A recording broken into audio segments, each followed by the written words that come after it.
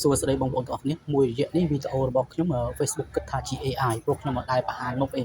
បាទតែឥឡូវក្រោយៗមកឃើញវីដេអូខ្ញុំធ្វើគូគំនូរនេះគឺខ្ញុំបង្ហាញមុខខ្ញុំខ្លះៗដើម្បីកុំឲ្យគិតថាជា AI Hello Facebook I'm not AI I am a real man and I am an artist